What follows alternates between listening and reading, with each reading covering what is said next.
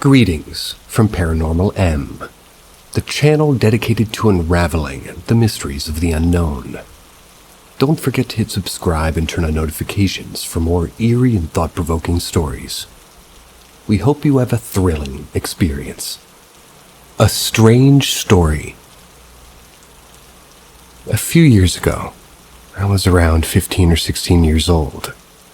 I used to go on trips with my parents to their homeland, which is a village here in the north of Portugal. While we were traveling by car, I was looking out the window. That's when on the top of a wall I saw a boy right at the edge of the wall, which was high. I immediately got scared.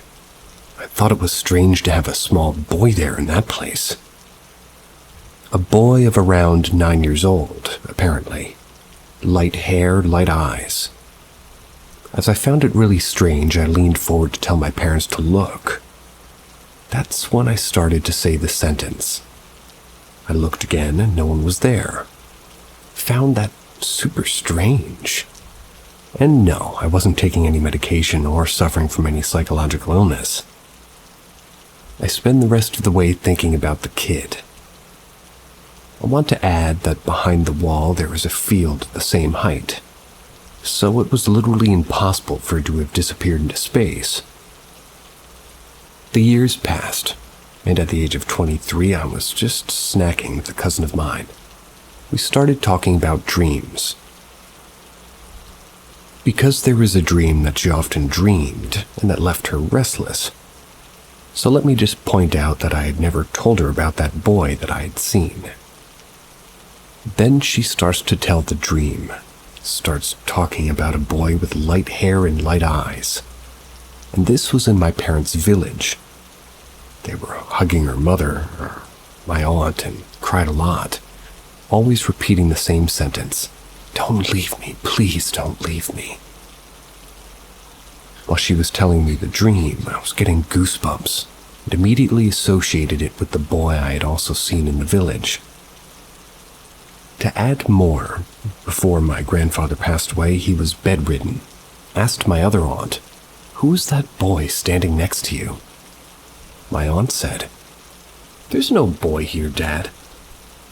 I decided to tell you this story because, besides being very strange, it makes me think that maybe we don't know everything about life, and that there are things that, in fact, seem to have no explanation.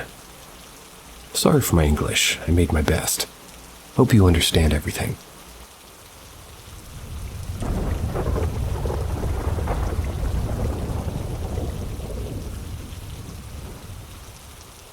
Weird whistling in the Appalachian Mountains. To start this off, I need to give some context. I'm 23 and I currently live in New York City, but I have grandparents who live down in rural West Virginia. And when I say rural, I mean literal boonies. Their closest neighbors are maybe over an hour away in a small town with a few houses and a Walmart. Last summer, my grandfather, who I'll just call Robert for privacy reasons, he had a surgery done on his hip. The majority of my family lives on the West Coast, and my grandmother, who I'll just refer to as Muriel, they're very old and wouldn't have been able to take care of Robert. Because I was the closest family member, I was the only one they asked to come down there, help out with my grandfather. Being the good grandson, I agreed to come down there for 2 weeks while he recovered from his surgery. Fast forward a week. Everything was going fine, and all I really had to do was help my grandfather up and down the stairs and walk his dog. His dog was a blue heeler named Rocky. Normally, my grandfather would walk Rocky once in the morning and once at night through the woods behind their property. But because of his surgery, that responsibility fell onto me. This was the part that I hated about helping him. Ever since I was a kid, I never liked those woods behind the property. Whenever I'd go down there as a kid, my cousins would always get creeped out going into that forest. It always just felt off for some reason. Anyways, the first week walking Rocky in the forest at night was fine, even if it was a bit creepy. That was until one night. A week into my stay, I was walking through the forest. It was around 8:30 and the sun was setting over the Appalachian Mountains. Everything was going normal until I heard a strange whistle that sounded like it was only around 20 yards away. Both me and the dog stopped dead in our tracks, looked toward the direction the whistling was coming from. I shined my flashlight in the direction, but I didn't see anything. I just assumed it was a bird. But looking back, it definitely wasn't a bird. There's no nocturnal birds that chirp and whistle out there. And it sounded more musical than anything a bird could whistle. The dog was spooked. He wouldn't stop growling and staring at whatever was back there. He kept trying to back up until whoever this thing was whistled again. The dog started barking and going crazy. At this point, I decided that I definitely didn't want to stay there, so I yanked on the dog's leash and we both bolted out of the woods and straight back home.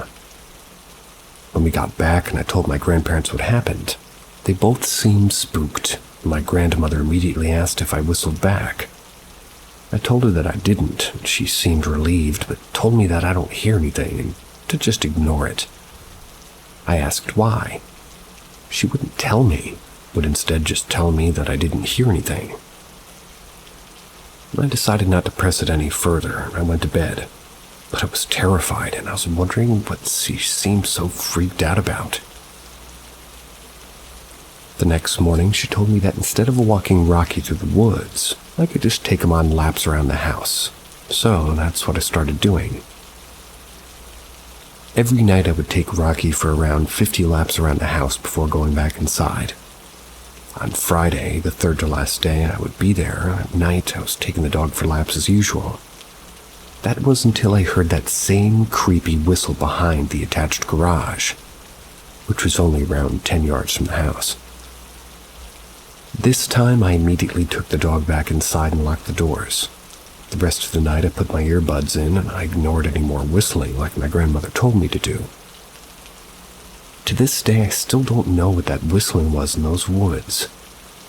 Some of my friends say that it was a skinwalker, but that's a Navajo thing. There's almost no Navajo in West Virginia. My girlfriend who stayed back in New York City asked her Muslim parents who are from Yemen. They said the whistling at night is a sign that a jinn is nearby. I don't know what it was, but whatever it was had my grandparents legitimately scared. Does anyone have any idea what this could have been?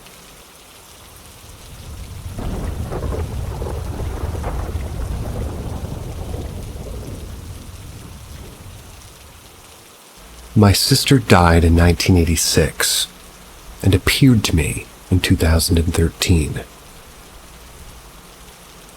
My husband and I were in Alaska. We were on an ATV ride outside Denali. We got so far ahead of everybody else that we stopped on the path to wait for them to catch up. I saw something. It was coming out from behind a tall bush that looked like ectoplasm. You know, the kind you see in movies. But I instantly recognized it as being my sister. I heard her say in my head that somebody who I loved very much was going to die by the end of the year. It was going to be extremely difficult for me, but she loved me and would be there to help me get through it. This was mid-August. I spent the next 4 months kind of holding my breath. I was waiting to see who it would be. On Wednesday, December 18th, I called my second mom, who was our housekeeper who had started working for us in 1958. That's when I was just a baby. She was the one person in my life who I always felt unconditionally loved by. Well, she had never yelled at me, or she's never spanked me, and I never felt judged by her no matter what I told her I'd done. And I'd been calling her once or twice a week for years. One of her daughters answered the phone, said she was in the hospital because she had a stroke that fried the left side of her brain. So this kind of left her in a vegetative state. I really wanted to go see her. She's in another state, but my kids were flying in for Christmas that weekend and I didn't want to miss seeing them. When I reached out to her psychically, she assured me there was nothing to be done. She was basically gone from her body anyway by then. I should stay and see my kids. I distinctly felt my sister's presence around me for about a week afterwards. Her family pulled the plug that Saturday. I flew to my hometown in mid-January as already planned. I was originally going to visit my mother and take my second mom out for her 89th birthday, but I attended her memorial mass instead. In February, I was going to have a difficult conversation with my husband. When I sat down, I was very nervous. I felt Jay. They came up behind me and put her arms around me. Then I heard her very clearly whisper into my ear, "It's gonna be okay, I promise it's gonna be okay." She and my sister have continued to be present for me at difficult times, especially when I was in trauma therapy.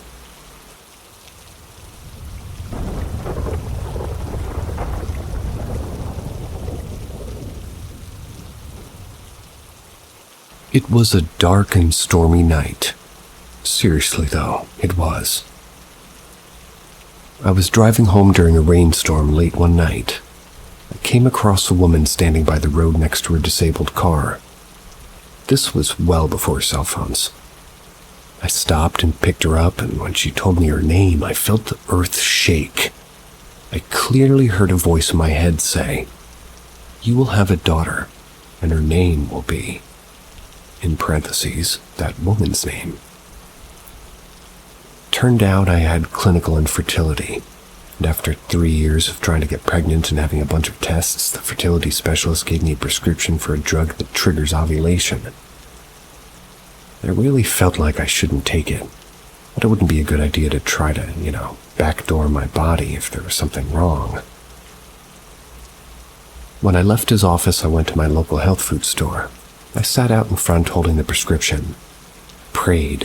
I prayed for a clear sign of what I was supposed to do. About 15 minutes later, a friend of mine drove up, and when he got out of his car, and he said, "Oh, you're the reason I'm here." He was studying to be an osteopath, kind of natural doctor. And he told me his professor for his last class had let everybody out early, which had never happened before. He just knew that he was supposed to come to the health food store. So in the middle of the week, he did this, which he never normally did. And I told him what I was going through, a light bulb went on over his head. He went into the store and grabbed a book about health problems that could cause exactly what my test results showed. He called the doctor who had written the book and found out what medication I needed.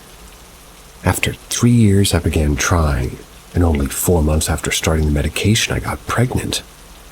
It takes the average couple about 6 months, and it was a girl. And hell yeah, we gave her the name that we were supposed to give her. Congratulations.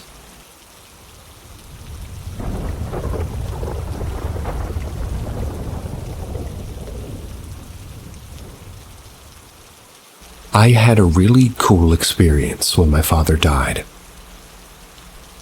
My father was dying of an incurable brain tumor. He was put in hospice.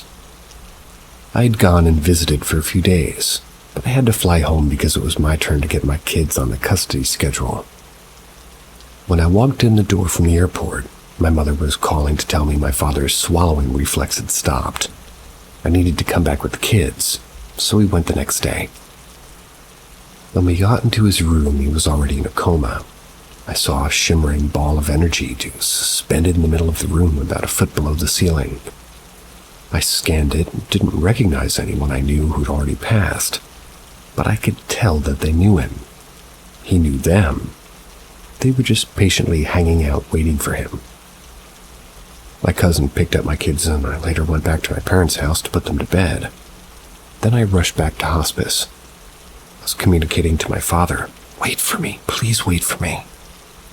I hadn't been with my sister when she died, but I was holding my grandmother in my arms when she did, and I really wanted to be there with my father. One of the songs on the radio on the way was Sarah McLachlan's Angel. I just sobbed as I drove. About 20 minutes after I got there and he breathed his last, and the ball of energy instantly expanded in every direction. It was filling up the room until everything shimmered. I felt an overwhelming sense of love and peace. I knew that they had him, that he was okay.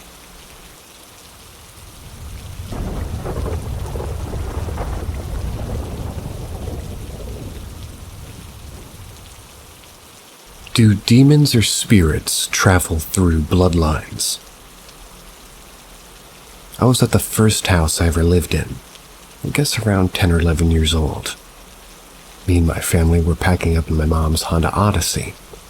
We headed to my favorite place, Holiday World. I turned back to the house and I see a cartoonish devil. It was levitating near a bush close to my front porch. It sounds ridiculous, but it was exactly how the devil appears in movies and cartoons.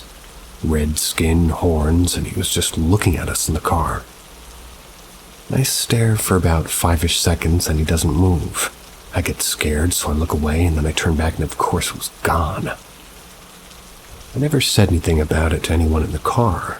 Well, because it was so unbelievable, so I didn't see a point. I knew my siblings would make fun of me, just kind of convinced myself over time that I never saw anything and I never saw it again. This is where shit gets weird. Last Christmas, me and my family were all shooting the shit asking each other if we have any ghost stories to tell. My grandma tells a story about when her brother died, and then my mom starts to tell a story that I can't fucking believe. She was telling me when she was young she saw a red devil crisscross applesauce. I need a better word, like Indian style. It's not PC though. Really? Cross-legged, then. There. Now I'm politically correct. Yes. It was levitating near some bushes outside of her childhood home in California. I was floored as I knew I had never told anybody about this. I wasn't planning on telling my story because I didn't see it as a real encounter. I then proceeded to tell her my story, get descriptive about what I saw. I could see my mother was genuinely scared, which I don't think I've ever seen before. She said the description is exactly what she saw when she was growing up. Mind you, my mom grew up in California. I grew up in Tennessee. This demon or ghost must have followed us across the country. Is it a demon? Should I be scared about this? I might be.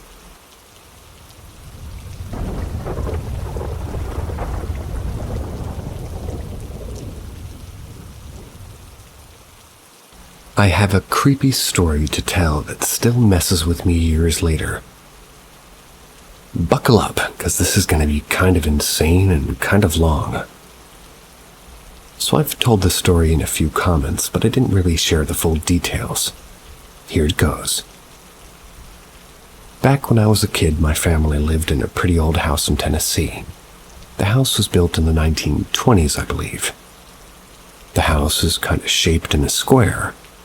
Think of a racetrack that you can go around.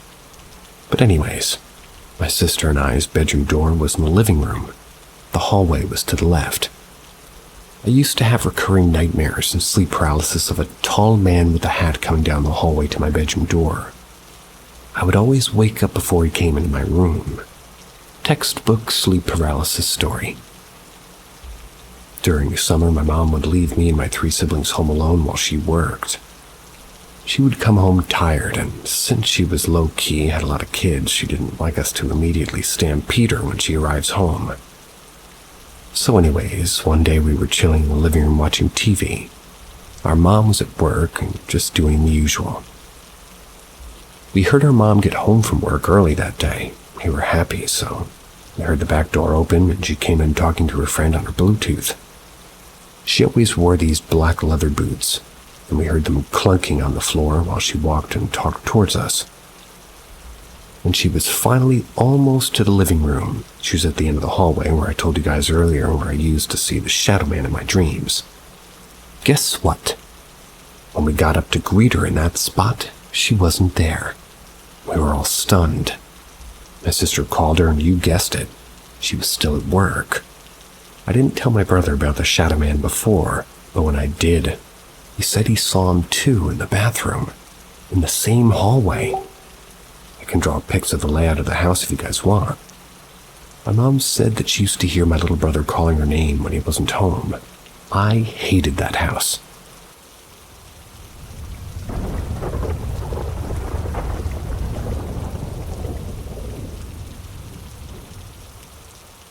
A visit from Grandma. My grandma passed away when I was in middle school from brain cancer. This cancer is unfortunately quick and very difficult to treat. We tried treatment, but the cancer was just too aggressive, so she was placed in hospice shortly after. She passed the day I was supposed to say goodbye. I received the call while waiting to be picked up from my mom. I was extremely close with her, went to her house after school almost every day. So it's safe to say my whole world changed from the moment that she was diagnosed. Brain cancer really changes a person's personality, so I felt like she was gone well before she even died. I never felt like I had closure. After her death, I would have dreams of her, but she couldn't talk. Or if she did talk, she was calling me by the wrong name like she did often while at treatment. It was like she was stuck in the state that I last saw her in, which is heartbreaking. I could still feel her trying to just connect with me in some way. I had these dreams infrequently for years. They were never truly comforting. I missed her more each time. 10 years later, my husband and I were looking for a house. Our search included the towns where I grew up. I told my husband that if her house went for sale, I wasn't going to go see it. I definitely didn't want to buy it, but I would take an opportunity for one last look. Shortly after this conversation, Grandma visited me in my dream again, but it wasn't her as a person. It was her spirit leading me to her house. I walked through the house and everything looked exactly as I remembered it. It was everything I hoped for. I woke up crying, but feeling happy I had a chance to see it. Then within a couple of weeks, her house went up for sale. I had a chance to walk through it again, and the realtor let me go through alone. It was exactly as I remembered it, including the gross green couch in the basement. The buyers barely changed the house after my family sold it, and it was everything I hoped for. I didn't stop crying for a moment. I was so happy. I finally felt closure. I haven't had a visit from her in my dreams since. Love you, Grandma.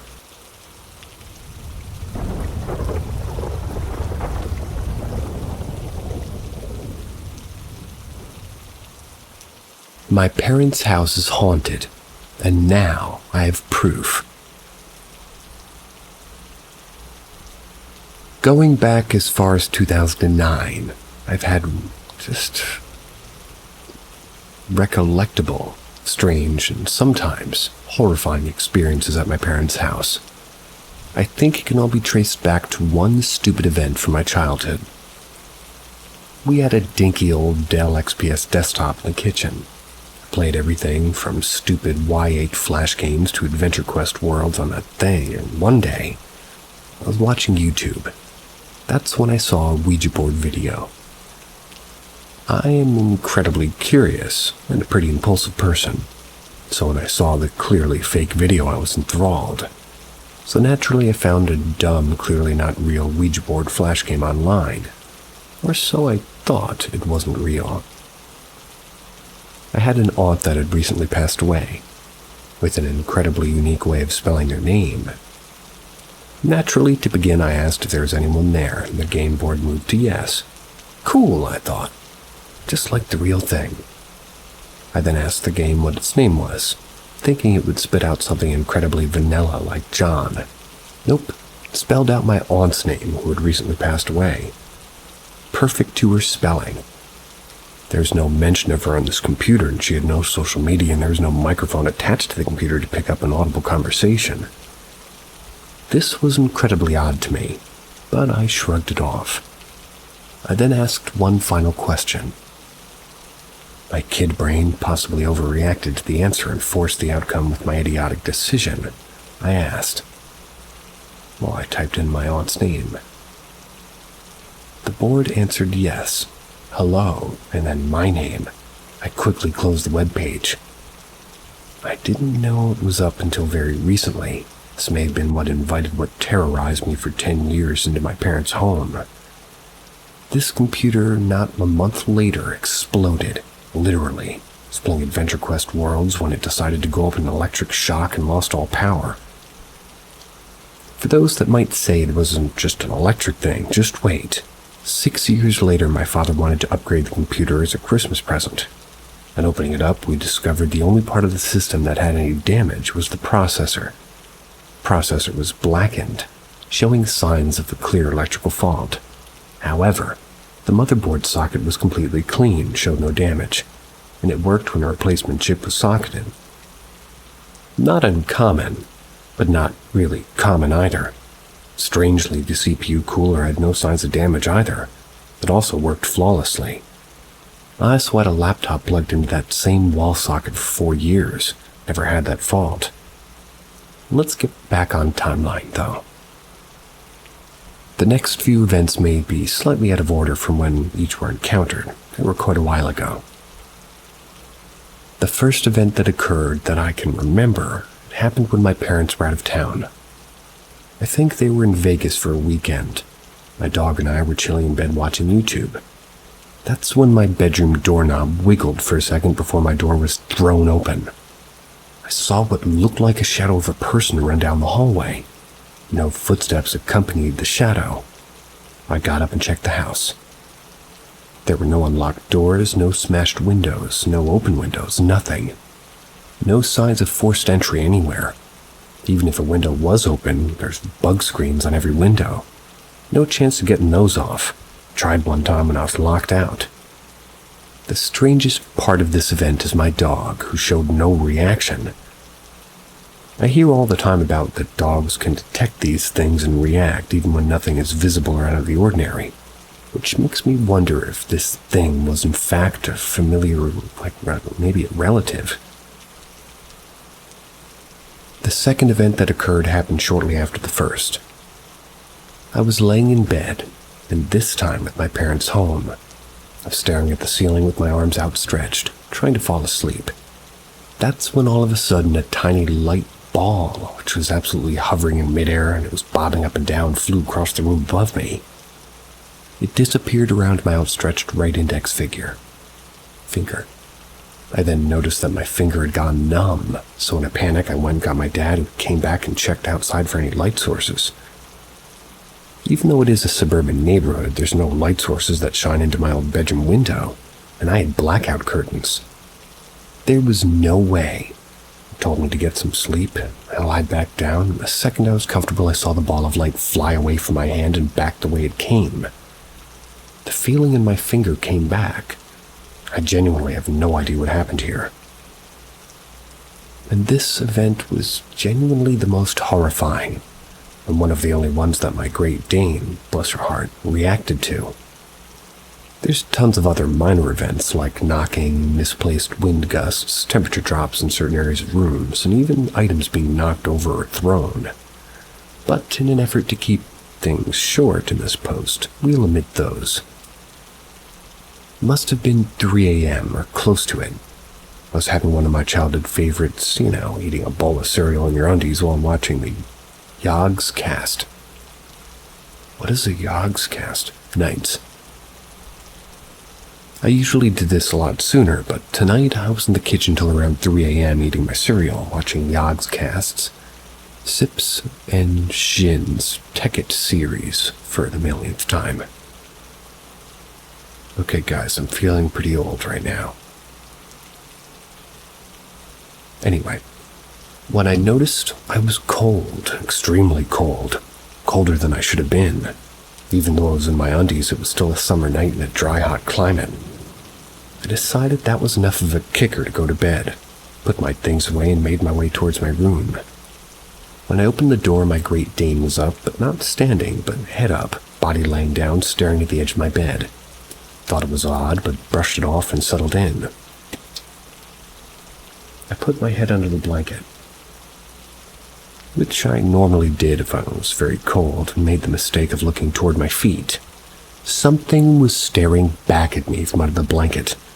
2 white floating dots, clearly attached to a much darker than the space around it silhouette, stared back up at me. It was then that I noticed my dog's hair was standing on end, something that happened extremely rarely for my very timid Great Dane. I must have looked for 5 seconds before thrusting my head out from under the blanket and noticed the blanket had shifted downwards, like whatever was under it was gone. I laid there petrified for hours. That was before dawn finally shone through. Could have been my curtains, and I went to sleep in my office. I had never spoken of these things again until I worked up the courage to tell my mom, expecting her to tell me that I was too imaginative and must have been seeing things. But she actually told me, chilled me to the core. She, too, had been having experiences, shadows peeking at her from the hallway, feeling footsteps or temperature drops with no explanation. Once it was confirmed that I wasn't crazy, I began to tell my friends. This is where the story reaches this year, where we finally did it. I set out to prove to doubters that I wasn't crazy, and something really was in my parents' house. 3 friends and I loaded up all of the gear you could think of. EMF, EVP, night vision cameras, dots projector, you name it, we had it. We did a nighttime ghost hunt. I'm incredibly proud to present the single unexplainable piece of evidence that we caught that night. We had quite a few experiences, knocking weird EMF pickups and seemed to be responding to our questions. But those could maybe be explained. We chalked up one piece of evidence that was picked up on both our video camera and EVP recorder that could not possibly only prove the existence of spirits, but make me not crazy. And it's not even that scary. We had an EVP session in the master bedroom. As soon as we began, you can clearly hear a voice coming from above the bed next to the recorder say, "Okay," after I explain how it can communicate. It's not any of our voices, and the video camera picks it up just coming from the opposite direction of any of the 4 of us in the room. The audio file and the footage is linked and uploaded on the post. Do your best to debunk it. We couldn't, even after debunking 2 other pieces of evidence and possibly debunking a 3rd. This one has us dazzled.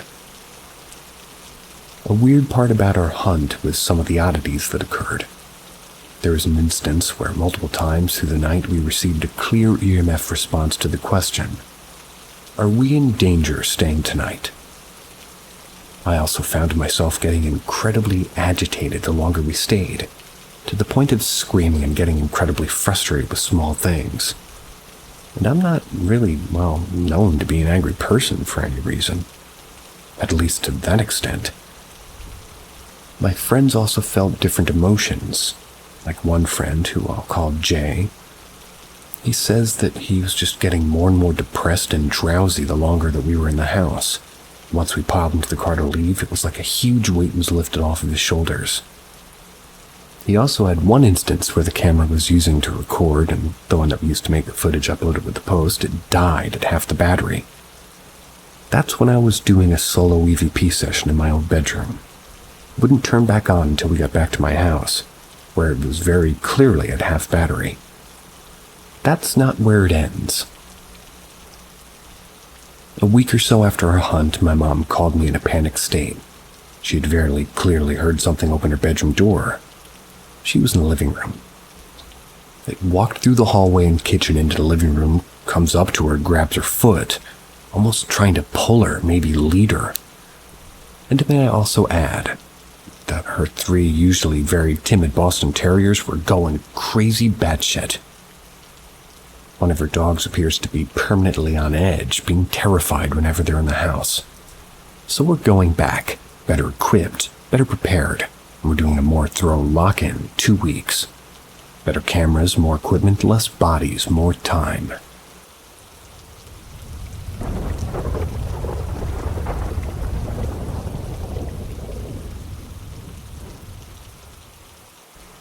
Recent experience with blue apparition. There are many truths of which the full meaning cannot be realized until the personal experience has brought it home. John Stuart Mill. I had an experience 2 weeks ago that I'd like to share with the community. I've shared this with a few people via DM, but held off making a post about it because I needed some time to digest what happened. After 2 weeks, I'm just as bewildered as the night that it occurred. I had just laid down for bed and was just kind of quietly meditating and praying. That's when, while still awake, An entity appeared face to face with me. The moment I perceived it was feminine. But later I realized this was only because I'm heterosexual and I've never felt such calm oneness with a man before. So for me, that type of energy has only ever been expressed from one of the reciprocating, females. So to genderize the apparition would paint an erroneous picture, you could say. The entity appeared directly in front of me, outlined in neon blue, detailed in lighter hues of blue. It then proceeded to touch my forehead with its index and middle finger as if it was plucking something out of my forehead. It proceeded to run its fingers down my face and place whatever it had taken from my forehead and place it into my mouth. The touch was a vibration, like taking the corner of your cell phone while it was vibrating and running it down the center of your face. Then it was gone, and I just laid there like, well, that was awesome. I don't know what to make of it, but it only furthered my conviction that what I or we face is not of human origin. My mind's biggest conflict for the past year has been this. Am I being manipulated by a man in contact with naturally occurring phenomena, or being manipulated by a man abusing naturally occurring phenomena? At the very least, we all have the capacity to venture deeply into uncharted interdimensional territory. The more this unfolds, the more I realize that our fears are what keep us from experiencing the metaphysical. The persistent insinuation of powerlessness by them is meant to be overcome with our exact opposing measures of power. The implied measure of guilt is meant to be overcome with equal proportions of forgiveness. Incompetence with confidence. Incompetence with confidence. Remember, it's only an implied energy that you feel. The energy that you counteract with comes from deep within you and is worthy of reserve. It's a prolonged tug-of-war of the mind, where our side is meant to pull 2 inches for every 2 inches they pull. Only the steadily increasing cause, the effect, serves as a preparatory acclimation to explore and engage metaphysical anomalies with composure.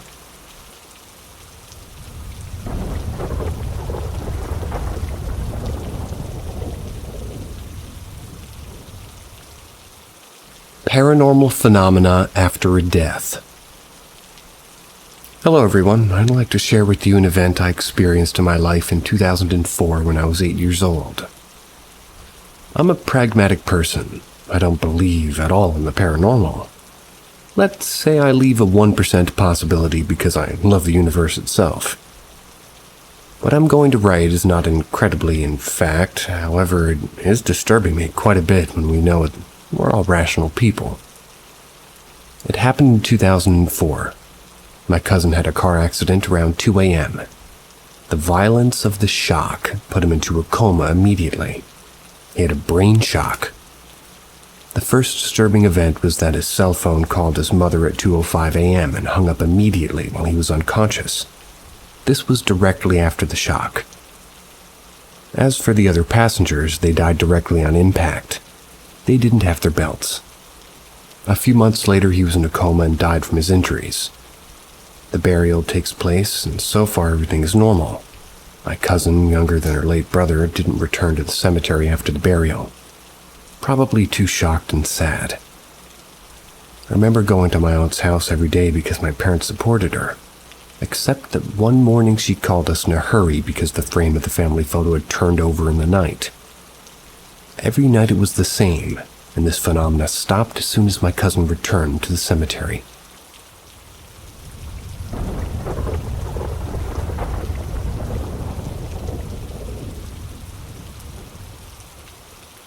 Something haunting my grandma's house. When I was from about 11 until 16, I would stay at my grandma's house on weekends. The house was built in the late 1870s in the northwest of Wisconsin. I would rent a bunch of movies and watch them on the TV upstairs. We had a very creepy feeling most of the time in that upstairs area, and especially the front room with this weird little closet. There were times when my grandma would go out of town and I would stop by the house to bring in her mail. If I stopped after dark, the upstairs lights would be all on. Sorry, now on to the worst experience I had at that house. I would sleep on the couch in the living room, which were right next to the stairs. It was couch, wall, stairs. One night, maybe around midnight or so, I heard something walk across the floor from the far corner upstairs to the stairs. Then it came down the stairs. Those stairs were very squeaky. The noise stopped once wherever it got to the bottom of the stairs. I felt something staring at me, like leaning around the corner to look at me. I already had my head under the blanket, but when I first heard the footsteps upstairs, and after what felt like minutes, probably only seconds, something then went back up the stairs and back to the far corner, turned on the lamp and woke my grandma up. We went up there and nothing was up there. All the windows were locked. I slept on the floor next to my grandma last night.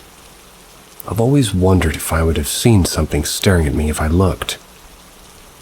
And when we sold her house after she went into the assisted living place, we had my aunt's friend come over and do a cleansing of the house. The house had been sold a couple of times since then. Maybe one day I'll stop and knock on the door and ask the people living there if they've ever felt something off about the room upstairs.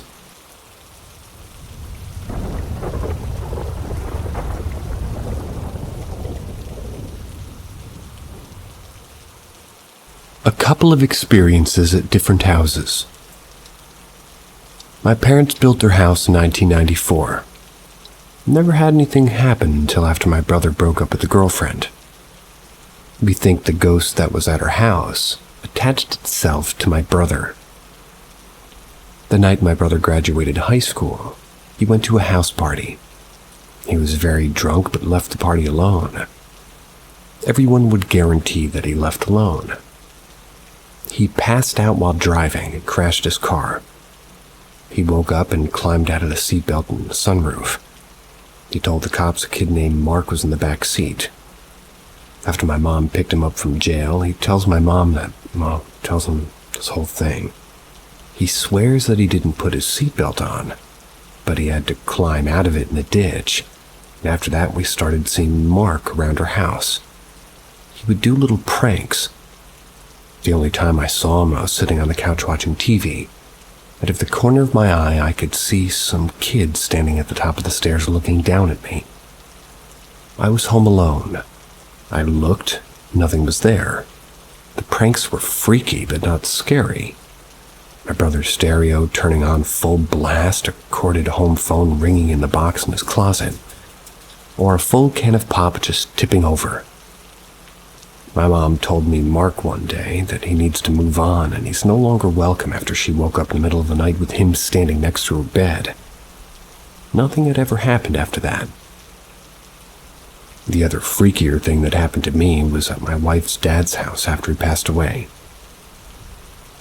We were cleaning out the house and garage one day.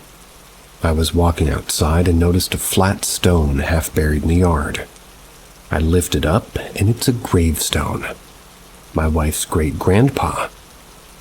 We think it was an old gravestone that was replaced at some point, and I moved it by the trees so I wouldn't worry about hitting it while mowing. And that night, right before we left, I went into the garage to grab my drill and other tools to bring back home. As I'm walking out of the garage, I swear I saw some man in older-style clothes and top hat walk behind Jeff's Jeep. It's a gravel driveway, so I would have heard the steps. I open the car door and my wife looks over at me scared. She asked if I saw the man in the top hat walk behind her dad's Jeep. I hop in the car and we speed out of there. Been back there many times after dark, but nothing like that's happened since.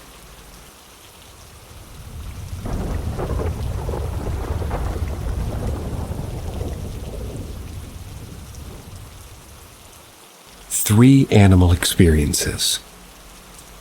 Story number 1. I grew up on a farm in northwestern Wisconsin. My family still lives and works on it. Before I moved away for college, we had this old barn that we used for storing tractors and other equipment. The last time we had cows in the barn was when I was about 10. After we no longer had cows on the farm, you could hear bigger animals in the barn. If you're close enough to it at certain times of the day, especially after sunset, You could hear cows inside. You would always have to go check out the noises just in case a neighbor's cow got in while we had the doors open. We've never found any animals inside. Even today, you can sometimes hear cows in the barn when no cows are inside. Ghost cows. I like that. Story number 2. One night, about 20 or so years ago, I was walking to my dad's garage to grab his toolbox. He wanted to put together a TV stand that I'd bought. As I'm about to step into the dark garage, some completely black animal came running out of the door and went towards the woods. Immediately, I figured it was a neighbor's dog or a fox or something. But I realized I didn't hear any noise or feel any wind when it ran within inches of me.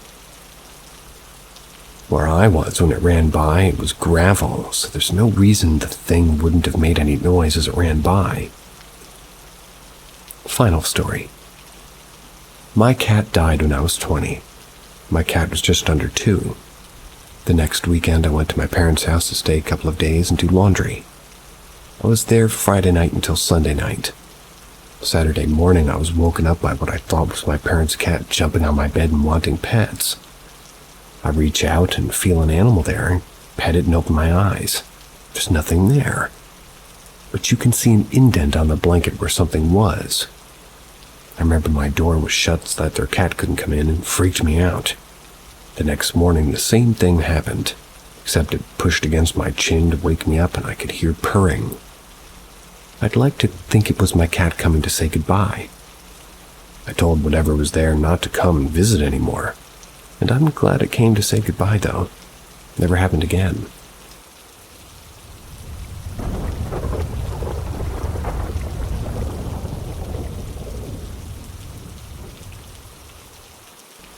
Overprotective ghost.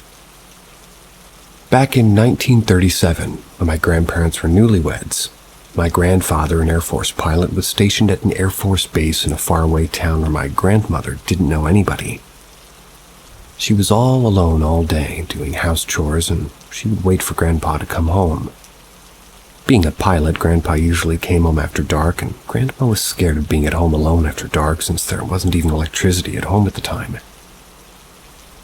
One day right after sunset, there's a knock on the door.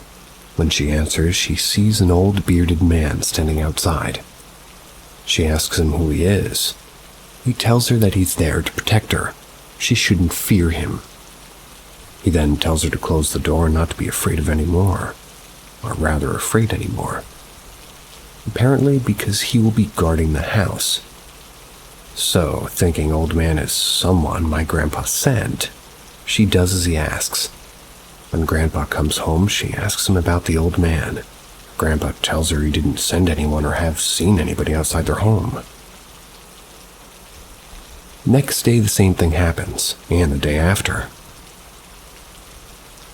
My grandma offers the old man hot tea or soup and warm meals so he can stay warm out in the freezing cold, and each time he tells her there's no need, and that she should get back in the house and close the door. My grandma feels safe and the old man around, but my grandfather doesn't believe that there's a man protecting the house. He's never seen him.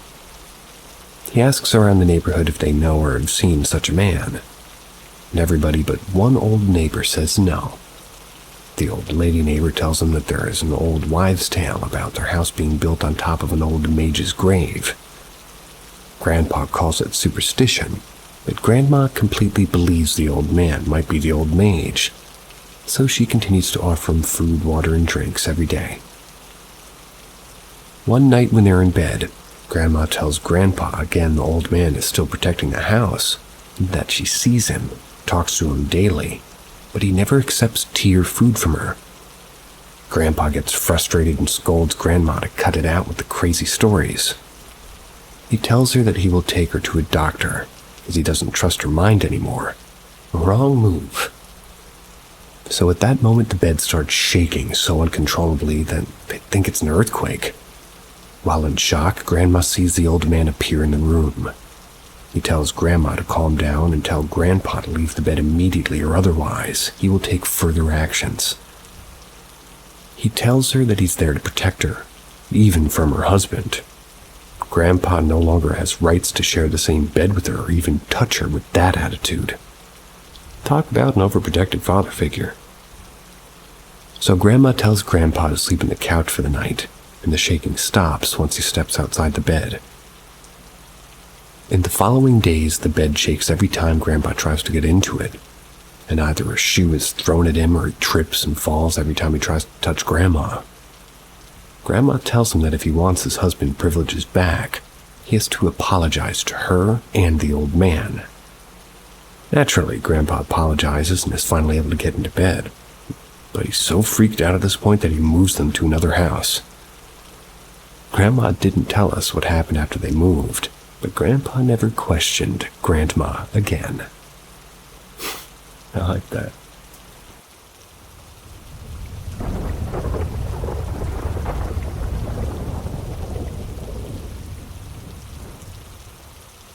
Sweet old Grandma. When I was 13, we moved to another country for my dad's work. Came back 2 years later in August. Went to our summer house to meet with family and friends. I had a childhood friend from birth and missed her a lot, so my sister and I went to her house to see her.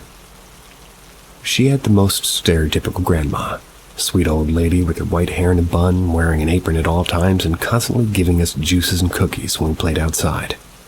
She was basically the neighborhood's Nana. So we knock on the door and Grandma answers with a huge smile and says, "Welcome back, girls. So lovely to see you. How are your parents?" So we chat for a while and she tells us my friend has already left for the city as schools are about to open. She'll be leaving soon too. We thanked her, asked her to say hi to our friend, and left. Came home and told Mom that Nana says hi. Come next year's summer vacation. We're back at the summer house and so is our friend. We meet, hug, and start to catch up. No cell phones or email back in the day. I told her that we saw her grandma last year and asked if she came with them. My friend looked at me with a questioning look and asked, "Which grandma?" I said, "You know, Nana." She said that can't be possible because Nana died the year that we left the country. Nana had already been dead for 2 years when we saw her. My sister told her we both saw. Talked to her too. And there it dawned on all of us that we may have seen Nana's ghost. I ran home to ask Mom if she remembers me telling her that we saw Nana last year, and she said, "Yeah, she's still here." I yelled, "Nana has been dead for 3 years. To this day, I still don't know if our minds played a trick on us or we actually saw and talked to Nana's ghost. Rest easy, Nana. You were a wonderful woman.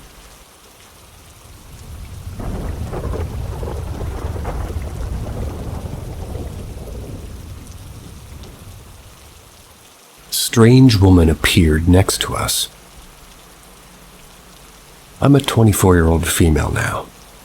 This event happened in high school, maybe 10th grade, so I was around 15 at the time. I still remember what happened vividly. My friends and I went to a party of one of our classmates in a not-so-good neighborhood. This is kind of relevant because it could explain what we saw. This takes place in a ruralish part of Pennsylvania.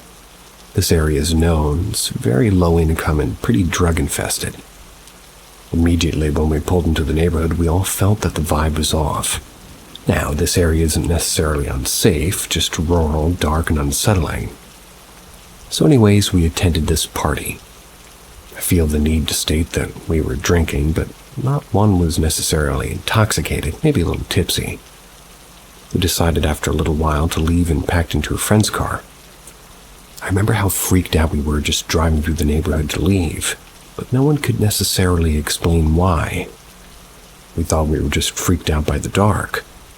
We pulled up to a stop sign and suddenly out of literally nowhere, a woman seemingly materialized out of nowhere on the sidewalk to the right, just kind of walking her dog. Now this is about 2 a.m. We look over to see if she's going across the street in front of us, since she was facing us as she was about to be doing so, and her face was expressionless.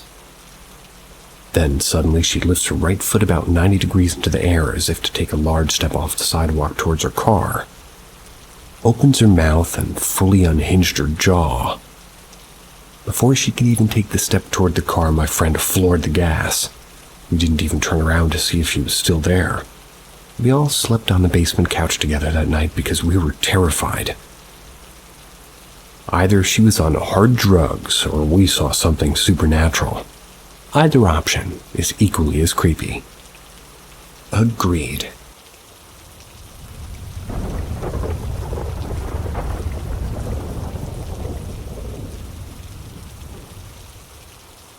My uncle who passed just under 2 weeks ago has been visiting me and my grandmother.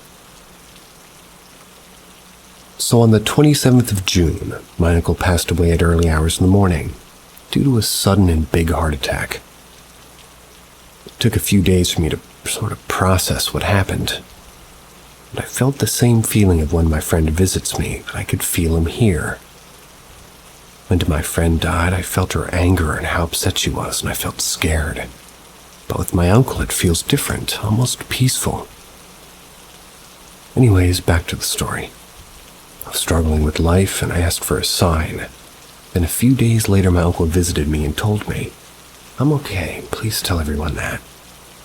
Then my grandmother told me just 2 days ago that she woke up at around 3 or 4 a.m. and felt his presence immediately. She then went downstairs to make coffee, saw a dark figure in the shape of my uncle standing in the lounge room doorway. She said that she knew it was him, so she turned her back to continue making her coffee. She felt him wrap his arms around her, and he told her that he was okay, which is exactly what he told me. My dad has also said that he was walking in the cemetery a few days ago and he saw my uncle, but then looked back and it was just a random man. Hope this interests someone. Warms my heart thinking back on it.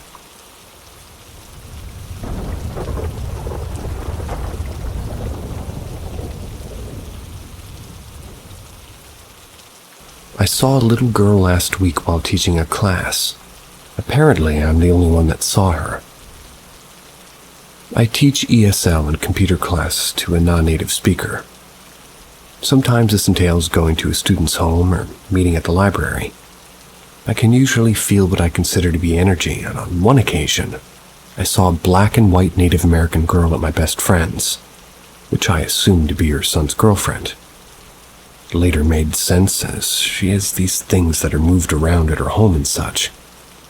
In this instance, she seemed to be black and white, and since I thought she was a person, I didn't think much of it. Last week I was teaching a class as usual. My students told me that he has a daughter.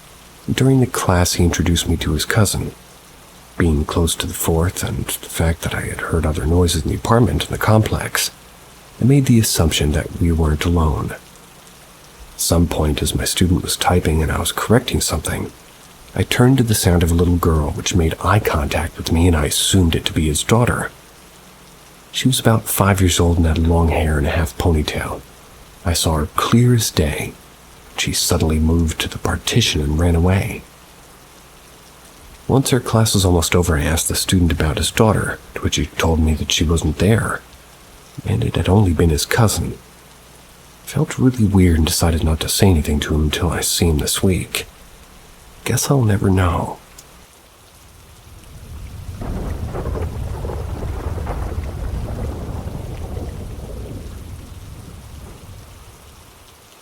Ghosts or hallucinations? I'm currently living in a basement. Stereotypical, I know. This basement is part of an old farmhouse built in the 1980s. It's been remodeled in some areas. There is a suspicion that the original owner had passed away in the home, but I'm not sure if that's true. For the few years me and my family have lived here, we've noticed a lot of strange things happening. None of us have managed to capture any video or picture evidence just of how quick it happens and the timing. It's weird. It's ranged from objects moving around to physical apparitions in a couple parts of our home. My most terrifying encounter was after school one night. My sister and I were getting ready for bed, decided to turn out all the basement lights. Our beds faced away from the basement door and was placed behind an old safe and a shelf. My sister had gotten up and turned the lights off, but started to panic as she heard a bag being dragged across the floor. She could see it being moved in front of her. She told me to turn on a flashlight, and as I did, she bolted towards her bed. Before she even sat down, something started to physically punch the safe, as if something was trying to get through it or open up the door. Neither of our beds even touched the safe. There was no explanation as to what it was from. I decided to look between the safe and the shelf, and I caught a face looking at me. We both didn't sleep that night and started to be more cautious downstairs. Fast forward a year later, things started to happen in this stairwell. The footsteps to full banging noises could be heard at night even though no one was awake. And this still happens, sometimes starts in the garage connected to the upstairs, then moves into the furthest part of the basement from my room. We have support beams along the basement that sometimes creak on their own, but they've been hit by something when no one's around them or downstairs at all, and would sort of designate through the upstairs area. Maybe they mean reverberate. You still can't figure out what's doing it. This year, though, it's been the scariest by far. I haven't been home as often, and I come back around 11 or 12 most nights. My mom's noticed that something taps against the poles or throwing things around that hits the walls or floors. She even said that something's been moving around in the stairwell when no one's near it. I'm terrified to be alone down there because when I'm home it's worse, and I've had things moved right outside my door or hear voices. The most frequent voice I'll hear is my youngest brother, and his room's upstairs and doesn't sit above my room at all. My friends have even heard this voice through my headset late at night when I'm gaming. He'll ask me who it is that I'm talking to.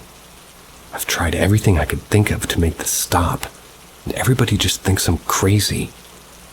I'm not the only one experiencing it, as my aunts will sometimes stay a couple of nights and hears the noises are banging. She can't sleep well because she'll end up having nightmares until a few days after she's back at her home. This isn't all we've experienced, but I don't want to make this too long and boring for whoever sees this. No, this isn't a scary post meant for jokes, but it's something that I'm actually experiencing in real life. I'm scared. I don't know what to do to fix any of it.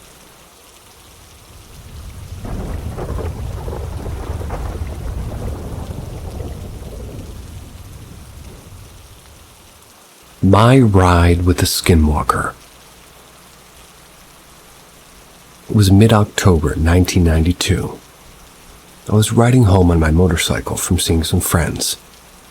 It was late in the evening and early morning hours of the chilly fall weekend in Central California. I had made my turn off the county freeway onto a less than well-lit county road. I remember that the road ahead was deserted, no headlights coming toward me, nor any taillights in my rearview mirrors. The road was encompassed with large walnut groves on each side. The huge trees and land swallowed the distance ahead in complete darkness. I was clipping along at about 50 miles an hour. That's when my eyes caught the jogger up ahead of me. My right side. My mind quickly thought, how odd, wondering why somebody would be out here jogging at this time of year, especially at this hour of the night. As I approached, I gradually moved to the middle of the road to give the jogger space. I touched on my brights, and so he'd see me approaching, and now understand this. At first, in my mind, there was nothing out of the ordinary. Other than the timing of the situation, a hooded runner, like heather gray sweats, a figure about 6 foot tall, jogging along the shoulder of a deserted county road at midnight in October. As I'm approached at a safe distance of maybe 100 feet away, bright headlights blazing, I saw him, or should I say it, stumble. I fully expected the figure to fall, sprawling face down into the plowed dirt, but it didn't. It did fall to the ground, but on all fours, but very quickly and with amazing agility began running like an animal on all fours, like a wild animal. Mind you, I was riding at a regular speed at this point, maybe 55 miles an hour, but the hooded human form that I'd watched become a hooded animal was keeping pace with me for a moment. Then, as if it sensed that I had it discovered, it sped off to its right, went into the pitch-black walnut grove. My blood ran cold. I downshifted out of instinct and throttled hard. I was gone. All I can think in that split second was that thing, that animal might suddenly pop up in my rearview mirror with some horrific maniacal grimaced face right before ending me. Before I knew it, I was 15 miles down that deserted county road with my speedometer reading 100 miles an hour. Just before I made my final right turn towards home, I brought up enough courage to look into the rearview mirror. Nothing. There was just pitch black behind me. Whatever it was gone. Shaking, I made my last turn and didn't look back until I pulled into my garage and closed the door. To this day, now 30 plus years later, I can tell anybody that true story, and my listeners will react with complete disbelief. Some believe me, others don't. What was it? A person, an animal, a shapeshifter, a skinwalker? Or something of a combination of all of those? You decide. Thanks for listening. I appreciate it. See ya. Sweet dreams.